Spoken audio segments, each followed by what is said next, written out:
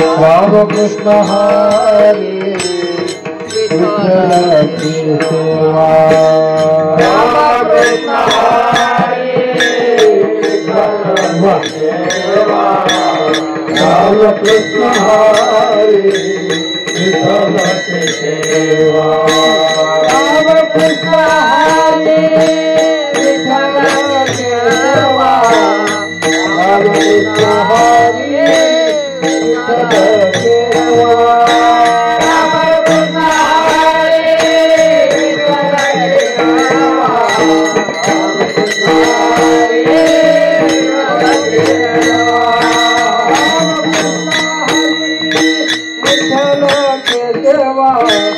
राम कृष्ण हरी विठ्ठल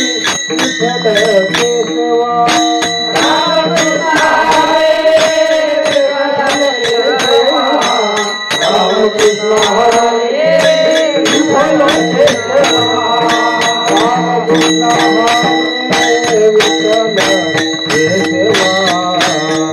राम कृष्ण हरी विठ्ठल केशवा राम कृष्ण हरी विठ्ठल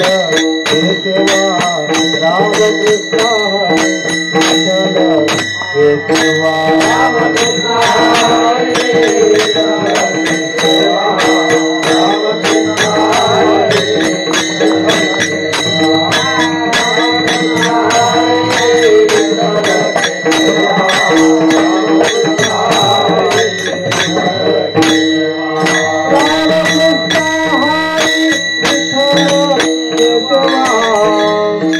राम कृष्ण हरी विठ्ठल केशवा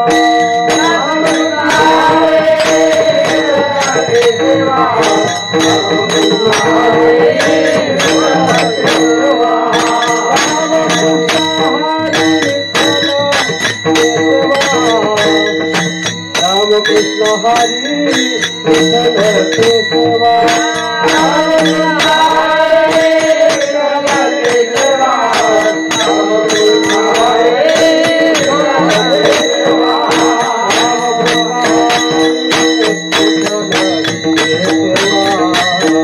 राम कृष्ण हरी विठ्ठल केशवा राम कृष्ण हरी विठ्ठल केशवा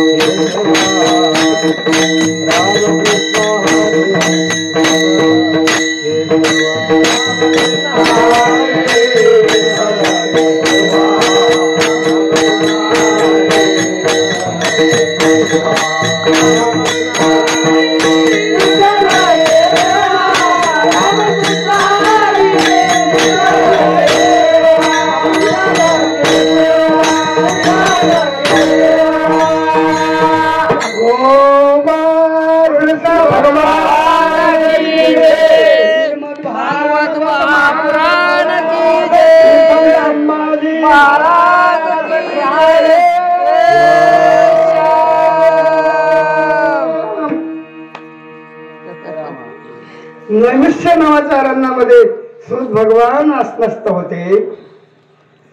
88,000 ऋषींचा संच समोर सादर त्यानं कथा ऐकत होता. सौनकाने प्रश्न विचारला सूत भगवान यांना. सूत भगवान, परीक्षित राजाचा जन्म झाला, मग 36 वर्षाचा झाल्याच्या नंतर परीक्षित राजानं काय केलं? म्हणजे मधला काळ सोडला बरं मी. 36 वर्षापर्यंत काय काय केलं ते सगळं सोडलं. Time is money, I am money. बाबांनी सांगितलं परवा दिवशी सजन हो. 36 वर्षाचा झाल्याच्या नंतर एके दिवशी त्याच्या मनामध्ये आलं, हासिनापूरच्या पूर्वेच्या अरण्याची वंशोबा पाहून घ्यावी. वंशोबा पाहावी असा विचार मनामध्ये आला. एक खोली बंद होती, आतापर्यंत उघडलेली नव्हती. ह्याच्यामध्ये काय असेल आपल्या पूर्वजांचा ठेवा. मनात विचार आला. परीक्षितीच्या गादीवर बसल्या बसल्या आणि आपल्या असल्या प्रधानाला खोलीचं द्वार वळायला लागलं. आत पाहिलं लोखंडाची पेटी. पेटीचा ताला उघडला. आणि पेटी उघडल्याबरोबर खोलीमध्ये लख प्रकाश पडला. 52 कशी सोन्याचा मुकुट, 52 कशी लख प्रकाश पडला. महाराज परीक्षित राजा म्हणू लागला, माझ्या पूर्वजाने, माझ्या वडिलांना, माझ्या आजोबानं, माझ्या पणोबानं हे मुकुट राजाचा मुकुट डोक्याला घालून राजकारभार केला. मला आतापर्यंत माहित नाही मला माझ्या पूर्वजांचा राजशाहीचा मुकुट म्हणून उचलला आणि डोक्यावर घातला. ते स्वर्ण त्यांच्या वंशावळीचं ते मुकुट नव्हता. मगध देशाचा राजा बृहद्रथ, त्याचा मुलगा जरासंध, जरा नावाच्या यक्षिणीनं दोन्ही सक्कल झालेले अलग अलग जन्माला आलेला. जरासंध कसा जन्माला आला होता 16 विषय आता. ते जरा नावाच्या यक्षिणीनं सांडे जोडले, कारण आपलं खूप दूर जायचंय बरं. या सांडे जोडले म्हणून जरासंध हे त्याला नाव पडलं. जरासंधाचा वध कृष्ण, बलिराम, भीमदादा आणि अर्जुन हे 3 जण गेले होते. कारण विश्वजित यज्ञ करायचा होता धर्मराजाला, आणि प्रत्येक राजा त्यांच्या कब्जात पाहिजे की नाही विश्वजित म्हणल्यावर. म्हणून मगध देशाचा राजा नव्हता कब्जामध्ये. मगध देशाच्या राजानं जरासंधानं कित्येक राजे आपल्या बंदीशाळेत टाकले होते. कृष्ण म्हणजे जोपर्यंत मगध देशाचा जरासंध आपला कब्जात येणार नाही तोपर्यंत आपला विश्वजित यज्ञ सक्सेस होणार नाही.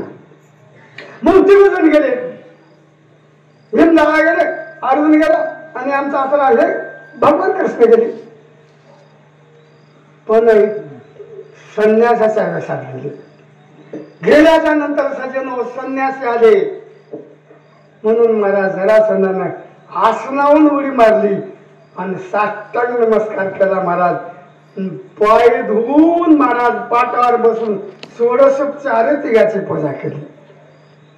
त्याच्याच वाड्यात जाऊन बरं, त्याच्या वाड्यामध्ये जरासंधाच्या हे 3 जण गेले. पूजा केली जरासंधानं. चला म्हणला याचक आत म्हणला तुम्ही, कारण याचक जर विन्मुख गेला, नाराज गेला तर पुण्य संपत असते. मला ह्याच घर करत्याच म्हणजे आठीती जर गेला तर याचक जो आहे त्याचं पुण्य कमी होत आहे. आठीतीला वापस जाऊ नये. तुमच्या मनात इच्छा आहे ती काय आहे की माझ्या मला आपल्या आसनावर बसवलं. पुन्हा जरासंधानं कुणाला? कृष्णाला, बलराम दादाला आणि अर्जुनाला. भीम अर्जुन 3 जण बसले. महाराज मागा काय मागायचं तर आनंदाने जरासंध बोलू लागला. आता आम्हाला बाबांनी घरी बोलविलं. महाराज सगळा दूध प्याला आलो की हा काय मग महाराज सगळं आनंद आहे का? आनंद एकच आहे मामा, तुमचा सगळं बुकाबुकी करायच्या. बाबाने काय वाटलं बरं बुके तुम्हाला बुकी द्यायची असं म्हणा. बाबा म्हणजे माझं दूध प्याला, तुमची एवढी पूजा केली आणि मला बुकी, आणि तुम्ही मला बुकी मारा, मी तुम्हाला बुकी मारतो, तुमच्या सगळं युद्ध खेळायचे हे भगवान कृष्ण म्हणल्यावर महाराज जरा कावला बावला झाला की कोण? जरासंध मला युद्ध खेळायचे. बघू लागला खाली वरी तिघाकडे, असा भीमदादा, असा भगवान कृष्ण, असा अर्जुन, 3 जण होते. असं बघितलं महाराज कृष्णाकडे. हा तू गोसाई नाहीस म्हणला. कोण? जरासंध म्हणाला. ज्यावेळेस मी तुझ्या मागा लागलो मथुरेला, एवढ्यातून पळून घेतास का नाही म्हणला. कृष्णच म्हणला. तो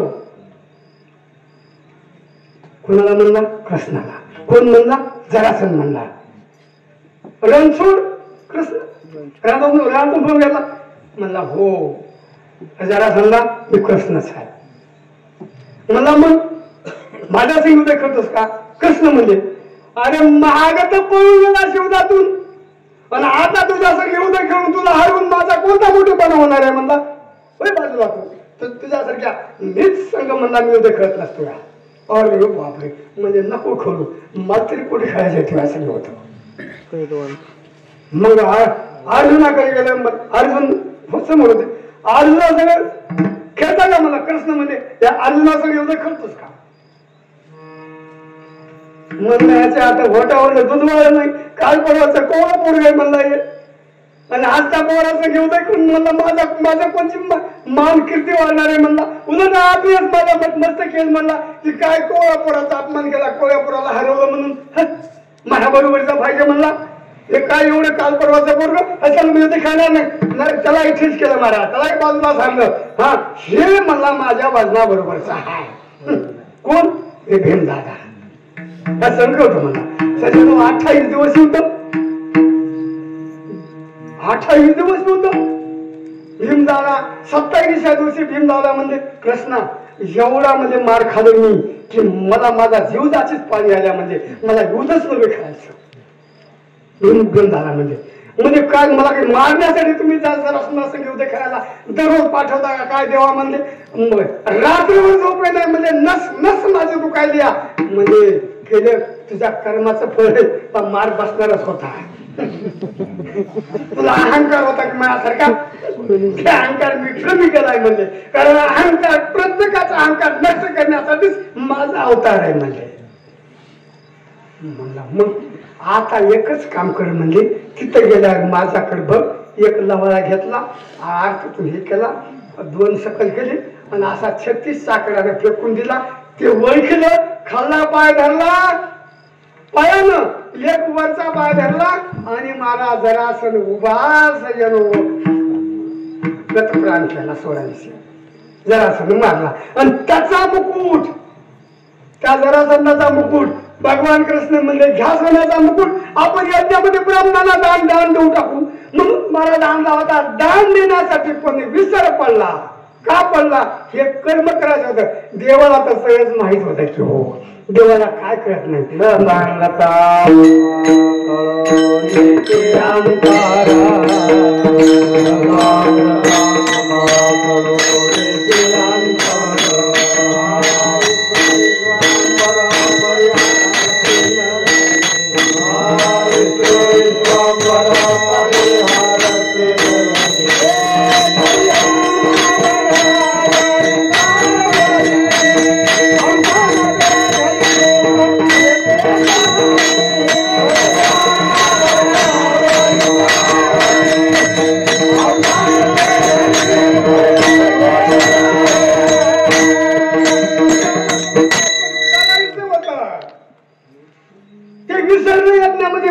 दान द्यायला आणि ते मुकुट घातला पुन्हा परीक्षित राजानं आणि पूर्वेच्या अरण्यामध्ये घोड्यावर बसला राजा परीक्षिती आणि अरण्याच्या शोभा पाण्याच्या गेला.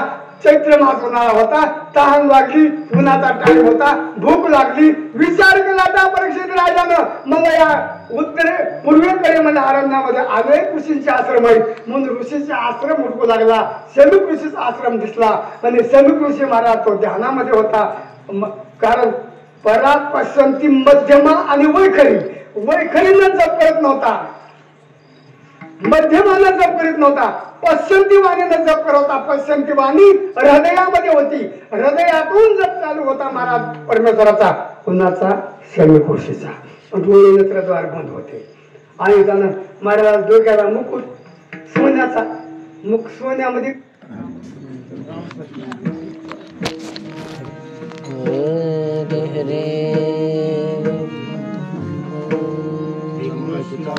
गोविंद हरे मुरारी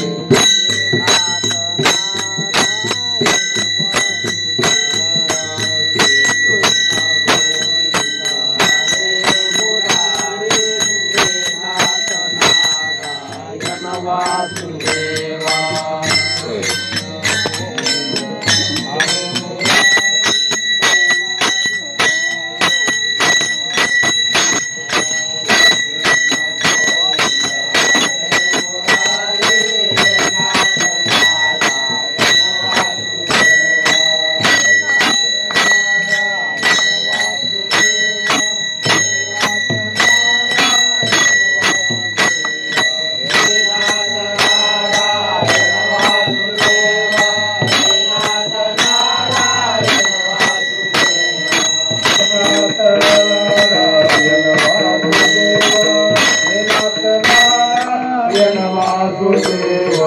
नाथ नारायण वासुदेव नाथ नारायण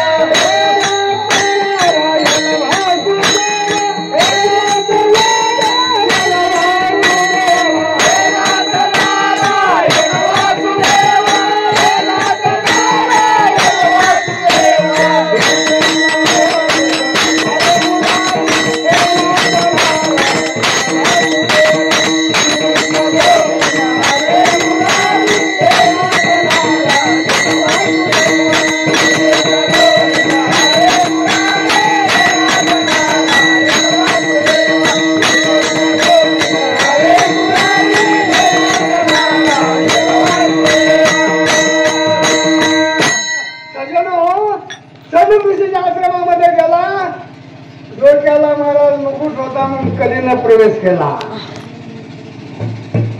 पुरुष बुद्धी विनाश झाले अहंकार मनामध्ये आला म्हणला मी आश्रमामध्ये आलो ऋषीच्या त्याने मला डोळे बंद केले रिकामा मला संशय धरला संशयाने थोर अनेक पाप नाही घोर विनाशाची वागूल सज्जनो संशय रिकामा धरला आणि संशय धरून महाराज रागाने वापर निघाला पण मेलेला साप त्या सर्व पुस्तकामध्ये हार केला हे सहन झालं नाही मुलाला राजा गेला हस्तिनापूरला पण मुलगा श्रंग ऋषी श्रंग ऋषीनं महाराजा विचार केला ज्यानं मला माझ्या बापाची अवहेलना केली असेल तो साधक आजपासून 7व्या दिवशी तक्षक दंश होऊन मृत्यू पावेल कौशिक नदीमध्ये गेला हस्तिनापूरच्या पूर्वेला दिल्लीच्या पूर्वेला कौशिक नदी आजही आहे तिचा अभंग ओघ आहे त्या कौशिक नदीमध्ये प्रवेश केला महाराज त्याची सुद्धा वाणी नामानं मंत्रानं पवित्र झालेली पाणी घेतलं कौशिक नदीचं संकल्पच केला तक्षक दंश होऊन 7व्या दिवशी मृत्यू पावेल तक्षकाचं नाव घेतलं महाराज तक्षक कालिया क्रकोटक शेष आणि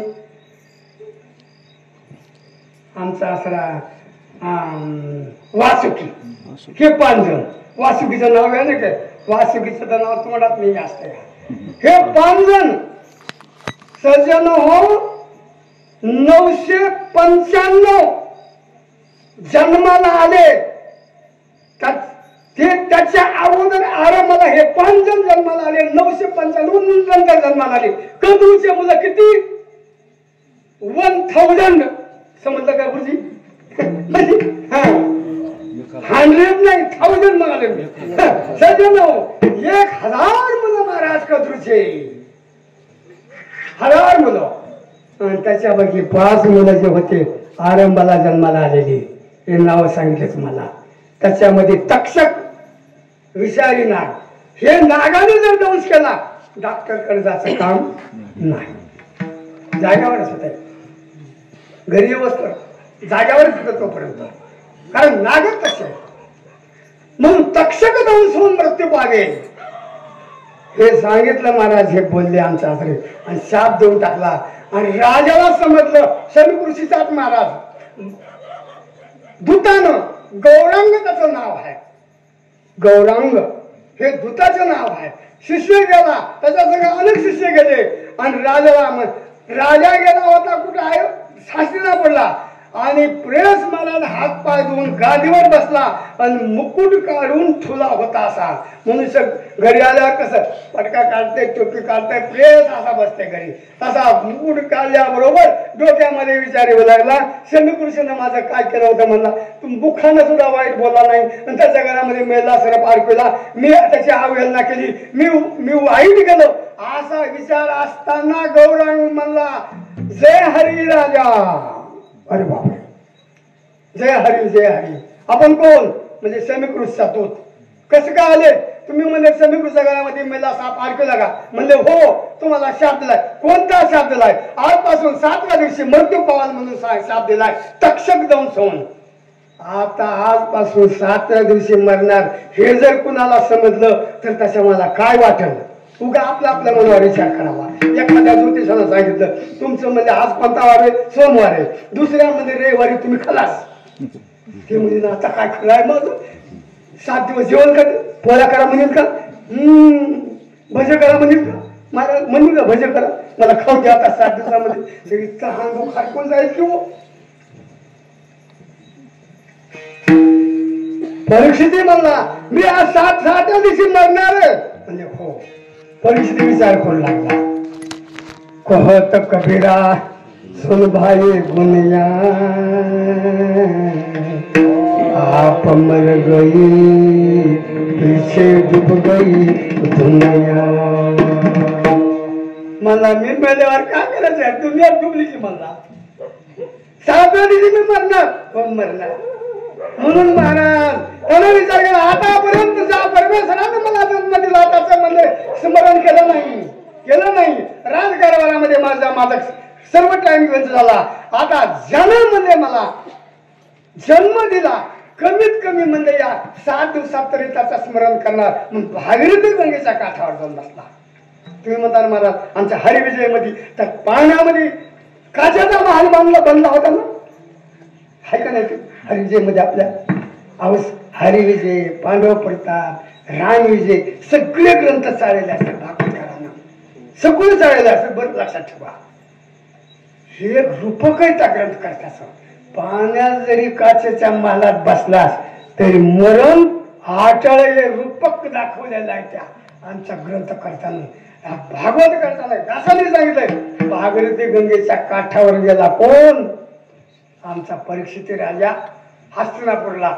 आणि तिथं दरवासन घातला आणि सर्व नगरचं नगर झालं. महाराजपर्यंत दिल्ली जमली की हो राजा म्हणणार म्हणून 7व्या दिवशी तक्षक जाऊन राजा म्हणला काही नाही म्हणला मी माझ्या मुखानं स्मरण करतो, तुम्ही स्मरण करा. मला तुमच्या स्मरणाचा ध्वनी माझ्या बाह्य अंगावर पडेल, बाह्य दृष्टीनं माझं शरीर पवित्र होईल नामानं आणि मी स्मरण करतो म्हणला माझ्या स्मरणानं माझं अंतःकरण पवित्र होईल.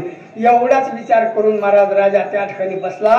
तितक्यामध्ये महाराज आमचा राजा कोण? व्यासाचा पुत्र शुक्राचार्य विचार करू लागला. त्याच्या कानावर विषय गेला. कुरुवंशावळीचा राजा, अर्जुनाचा नातू, अभिमन्यूचा पुत्र, पडू राजाचा पंतू आणि आमच्या विचित्रवीर्याचा तंतू आणि संतनूचा तंतूचा बंतू.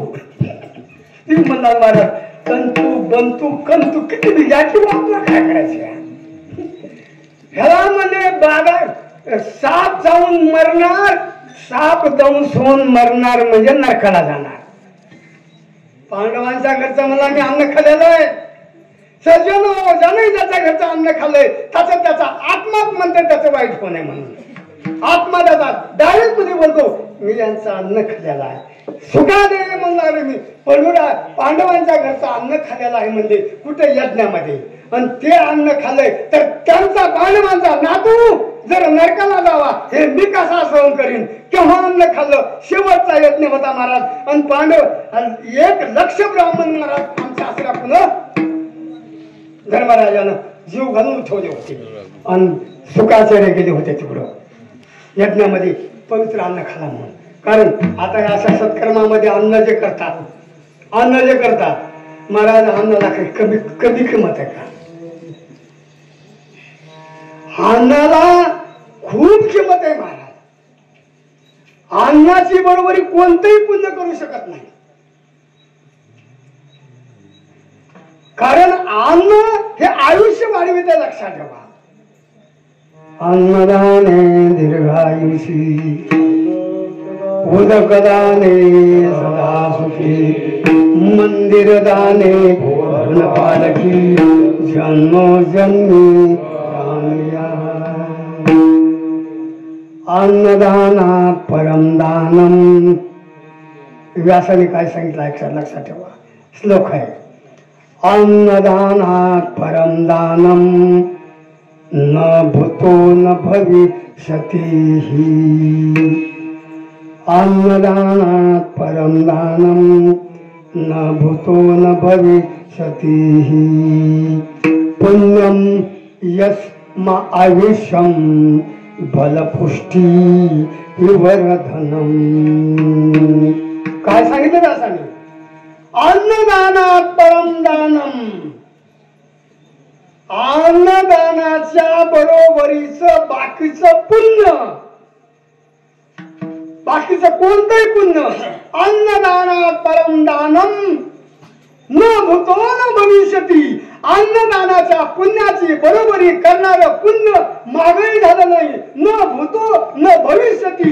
अन्नदानाचं पुण्य करणारा पुण्यम यश मा आयुष्यम आणि बलपुष्टी विवर्धनम. एवढी शक्ती अन्नदानामध्ये आहे सज्जन हो, अन्नदानामध्ये आहे. म्हणून सत्कर्मामध्ये महाराज अन्नदान करतात. आज पंगत झाली बुवाचे आश्रय महाराज.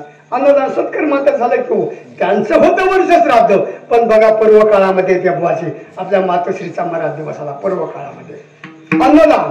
आणि अशा सत्कर्मामध्ये अनेक ठिकाणी महाराज अन्नदान होत असते. सत्कर्मातला अन्नदान विशेष, लग्नातला अन्नदान, अन्नदानाचं पुण्य ते आमच्या आश्रया कर्त्याला भेटत नाही. ते वर अनुवदकवर जात आहे. लाखो माणसं जीव घाला, त्या करता जे आहे महाराज अन्नदान त्याच्या पाठीशी कळत नाही. वर अनुवदला पुण्य जात आहे. आणि अशा सत्कर्माचं पुण्य त्याच्यात पाठीशी जात आहे. आणि पत्नी जरी विरोध करू लागली तिला भेटत नाही. एवढी बघ त्याच्या कशाला असं म्हणजे की तिला काहीच भेटत नाही. बरं म्हणून अन्नदान करायचे, पंगत घ्यायच्या म्हणलं तरी सप्तामध्ये घ्या ना, हौसन तिला माऊलीला त्या मला अर्धा साहित्य म्हणून सोडायचे. ज्यावेळेस यज्ञ होता त्या टाइम आणखी 15 मिनिट सोडणार नाही. 10:30चा टाइम सांगितलेला आहे, बरोबर ना? सत्य हो. ज्यावेळेस मग यज्ञामध्ये आमच्या अन्नदान अन्न खावं धर्माच्या यज्ञामध्ये म्हणून सुखाचार्य निघाले. पंगत उठली होती, पात्रावर बसले आणि बसून महाराज मग आता म्हणले आता सुखाचार्याच्या वेशामध्ये, सुखाचार्यामध्ये ब्रह्मवेता, ब्रह्मवेतेच्या वेशामध्ये पात्रावर उष्टा एकदम अन्न खाण्याचं जमल का म्हणून मिठीचं रूप धारण केलं. एकच सुत महाराज खाल्ला. सुख खाये एकाशीच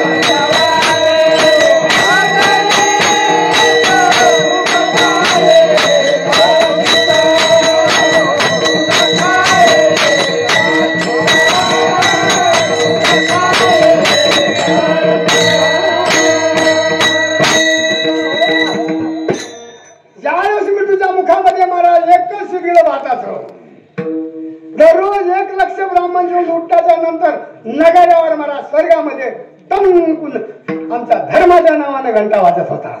नगारा वाजत होता टंक मृदंग कसा लावलाय तसा. आणि विठूच्या त्या सुखाच्या मनात पोटामध्ये एकच सिद्ध गेला, एकच सिद्ध गेला. एकच सिद्ध गेल्याच्या नंतर नगाऱ्यावर टम टम टम घंटा वाजती आणि नगरात बंद होईना की भगवान कृष्णाकडे जन्मनाथ गेले. तेव्हा नगारा बोलत नाही म्हणजे सारखाच एकदम आवाज टम टम. ऐका ना तुम्ही, अरे यज्ञ सफल झाला तुझा. वर्म काही अरे ब्रह्मवेता जेवून गेला. ब्रह्मवेता कुठे सांगा ना. दाखवला महाराज मिटून देवाला सांगितलं, अरे सुका रूप धारण कर. सुकाचार्य आले भगवान कृष्णाच्या चरणावर साष्टांग नमस्कार केला महाराज. ब्रह्मवेता बरं आमच्या आचार्य महाराज आमच्या नाथ महाराजांनी सांगितले ब्रह्मवेता जेवला नगरावर घंटा वाजू लागला. गावंडे सहस्त्रे ब्राह्मण तृप्त करिता भोजन पुण्य क्षत्रेचा एकची जाण पाहता सुकृत तितुकेचे निजुळे. वा आठवण अभंग आठवला की आपल्याला. सजन इकडचे तिकडचे खेळापाड्याचे महाराज हजार ब्राह्मणाचे उघातले आणि एकच पंढरपुरातला आळंदीतला काशीतला रामेश्वरातला एकच ब्राह्मण जेव घातला. पुण्य तेवढंच. इकडं हजार ब्राह्मणाचे पळत उठवली आणि क्षत्रावर जाऊन एकच ब्राह्मण जेव घातला. पुण्य तेवढंच. तिथे कसित दिधल्या तिथे कसित दिधल्या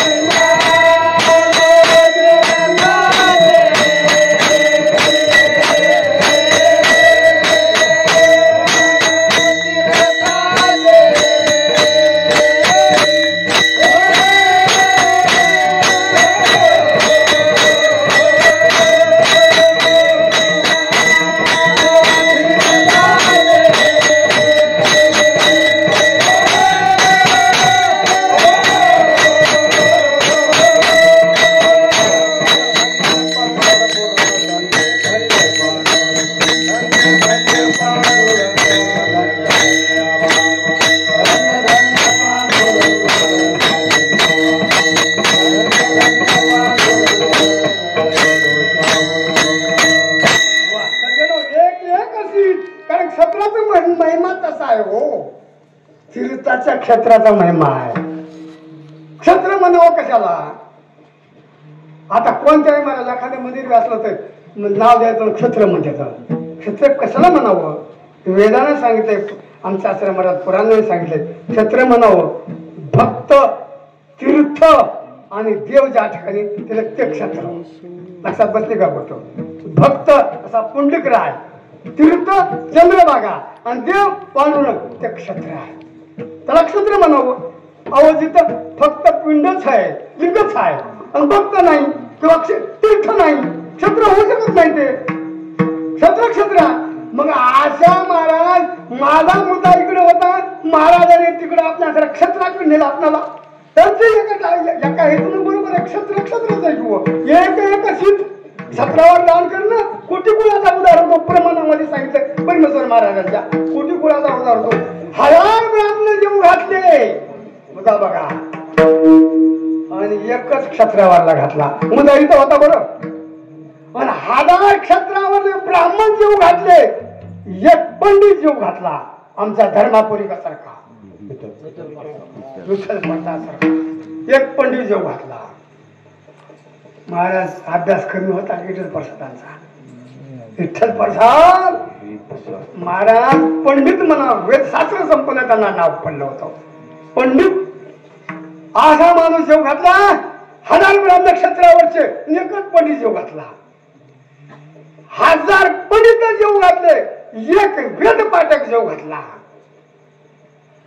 वेद पाठक वेदाचा अभ्यास करणारा 1000 वेद पाठक जेव घातले, एक संन्यासी जेव घातला. अभंग म्हणून दाखवू का? कशाला टाइम पास करायचा? 5 मिनिट टाइम राहिला. 5 मिनिट टाइम राहिला. 1000 वेद पाठक जेव घातले आणि एक संन्यासी जेव घातला. तुम्ही म्हणताल महाराज आता संन्यासी आला की बोलवा, घाला जीव त्याला, त्याचा आदर सत्कार करा. पण संन्यासी म्हणावं कुणाला? ज्यांनी केला 6चा नाश आणि त्याची म्हणावा. तर तुम्ही ज्ञानी आहात, सांगितलं आता आपण काय खायचे. संन्यासी त्याला म्हणावं संन्यासी. इकडे हे संन्यासी चिमट्याने मला डोकं फोडलं एकमेकाचं, त्याला काय म्हणावं? बघा विषय सज्जनो, 1000 संन्यासी जीव घातले, एक परमहंसी जीव घातला. परमहंसीची व्याख्या वेगळी, परमहंसी वेगळा. 1000 संन्यासी जीव घातले आणि एकच परमहंसी जीव घातला, पुण्य तेवढंच. आणि 1000 परमहंसी जीव घातले, एक ब्रह्मवेत्ता सुखाचार्यासारखा जीव घातला, पुण्य तेवढंच. लक्षात बसलं ना? सर्वज्ञानी आहात तुम्ही.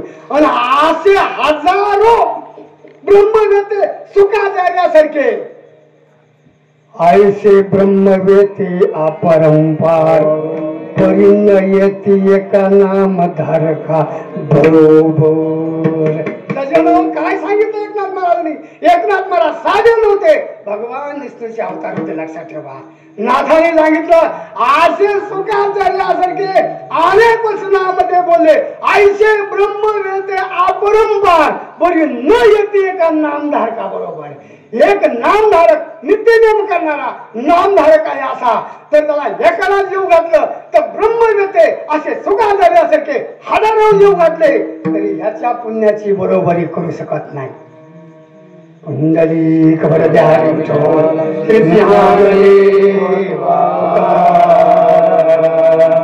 गोपाल कृष्ण भगवान सुखाचारी काही नाही म्हणून तुमचा सुटलं मी आता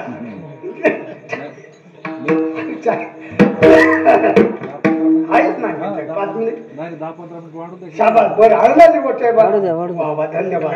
सज्जन हो, सुखाचार्याने विचार केला म्हणजे माझ्या आसरा ज्याच्याकडचं मी अन्न खाल्लंय त्याला मध्ये पडू देणार नाही, अधोगतीला जाऊ देणार नाही. म्हणून महाराज यंग अवस्था सुखदेवाची 12 वर्षाचा 1000 वर्षाचा जरी सुखाचार्य असले तरी 12 वर्षाचे दिसायचे. यंग अवस्था, दिगंबर अवस्था. अंगावर काही होतं का? दिगंबर म्हणजे समजलं का नाही? समजलं. सर्वज्ञानी आहेत महाराज. दिगंबर अवस्था आले सज्जन कुठं? दिल्लीला आमच्या भागीरथी गंगेचा काठी पूर्ण नगर जमलं होतं, पूर्ण दिल्ली जमली होती. राजा मरणारे 7व्या दिवशी म्हणून. अहो एखादा सात्विक साधक मला तर गाव रडतंय.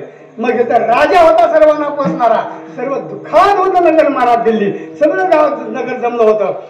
दिगंबर अवस्थेत आगळ बंब महाराज आमचे सुखाचार्य आल्यावर काही हौशन गौशन नवशे असतात की म्हणजे हे काय आलं सोंग, काही मन लागले, हे काय सोंग आलं अंगावर काहीच नव्हते की काही मन लागले. पण काही ज्ञानी होते आणि परीक्षित राजा ज्ञानी होता, वंशावळी ज्ञानी होती महाराज, वंशावळी पुण्यवान होती. सुखाचार्यांना पाहिल्याबरोबर श्री संताची हे माता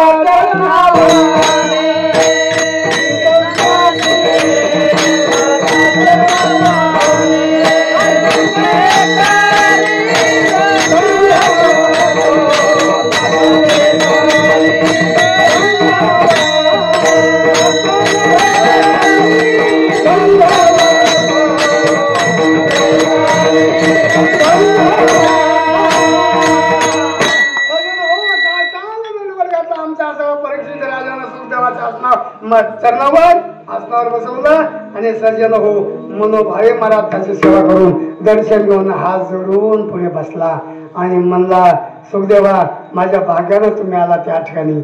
मनुष्य मरणाच्या दारामध्ये उभा असताना त्यांना कोणती साधना करावी की जेणेकरून ताबडतोब थोड्या अवधीमध्ये त्याला सायुज्य मुक्तीचा अधिकार प्राप्त होईल अशी कोणती साधना करावी, कोणता मंत्र जपावा, कोणतं तप करावं, की काय कोणता मार्ग धरावा.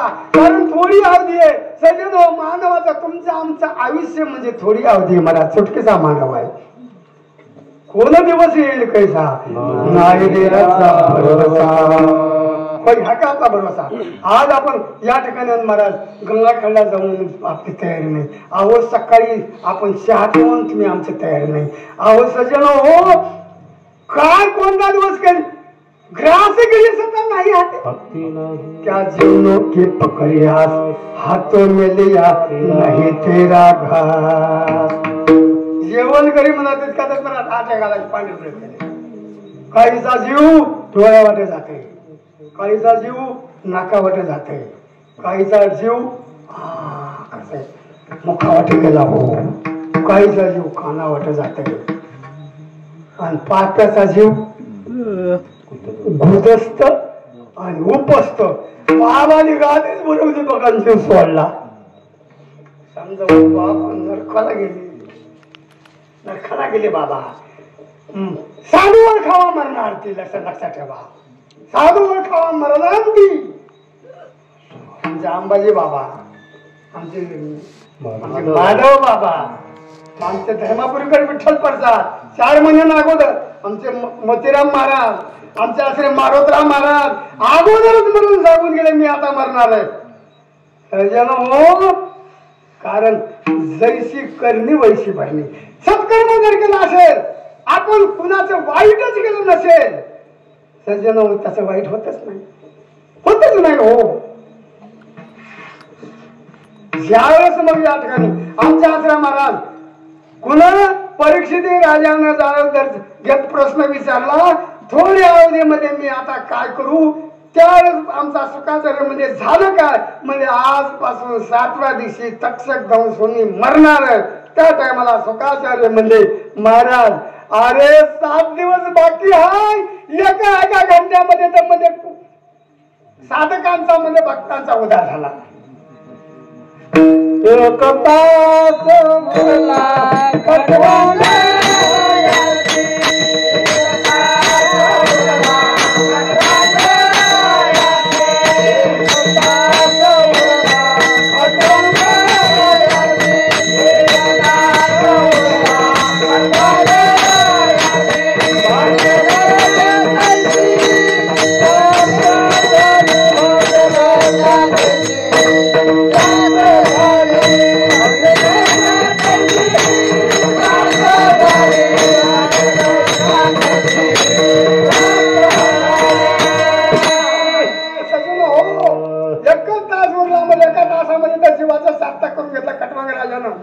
अरे 7 दिवस बाकी आहे, तुला घाबरू नकोस, फक्त एकच कर, मी आणि माझे म्हण नकोस, मी आणि माझे म्हण नकोस.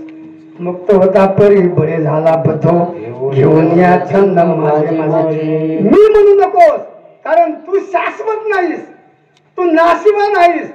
कोण दिवस येईल कैसा नाही देहाचा भरवसा, क्षण पंगुर जाय न कळता ग्रास गळी सत्ता नाही हाती. मी म्हणू नकोस, मी म्हणू नकोस, मी म्हणावं कुणा जे आम्हाला शाश्वत आहे. मी बोलविला वेद बोले, मी चालविला सूर्य चाले, मी हलविला प्राण हाले, जो जगाते चालिता पर्वते बैठकान संडावी, समुद्री रेखा पृथ्वी आपते वाहावी आज्ञा माझी. त्यानं मी म्हणावं तुला, मी म्हणण्याचा अधिकार नाही. मी आणि माझं म्हणू नकोस. एक मुख्य पॉइंट सांगितला आणि उद्या काय प्रश्न विचारील आणि काय उत्तर सुखाचार्य देतील ते सज्जन हो. आमच्या आचरा साधू संतांचा आशीर्वाद घेऊन, माता भगिनींचा आशीर्वाद घेऊन, आमच्या आचरा भजनी मंडळाचा बंधूंचा आशीर्वाद घेऊन मी या ठिकाणी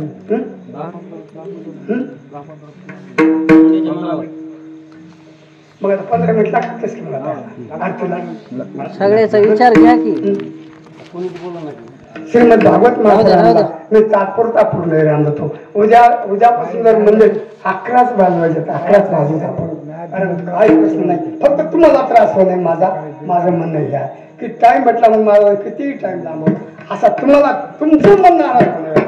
माझा काही प्रश्न नाही. सज्जनो याच ठिकाणी 6 घंटे भागवत केला आहे. सकाळून 3 घंटे, दुपारून 3 घंटे, 6 घंटे भागवत केला आहे. म्हणजे 42 घंटे भागवत चाललेलं आहे आपलं. बरं इथंच नाही, 25 वर्षापासून आपल्या वाघरला भागवत चालू आहे. सारखं चालू आहे. काही साधं भागवत नाही. सर्जनो आता जाईल तुला कोणत्याही राजाची माहिती, कोणतीही माहिती, फक्त प्रश्न असावा, भागवतातला प्रश्न असावा. तुम्ही म्हणाल त्याची माहिती मारा, आहेच माहिती, पण त्याचा प्रश्नाचं उत्तर भेटलंच पाहिजे. फक्त प्रश्न योग्य असावा. भागवत पुराणाचा उत्तर घेता प्रश्नाचं उत्तर मला देता येत. तुमचा आशीर्वाद आहे, माझ्या गुरुचा आशीर्वाद आहे. सज्जनो एवढं बोलून मी माझ्या महापुराणाला काय करतो तर पूर्ण विराम. गोपाल कृष्ण भगवान यजमान आरती लावा.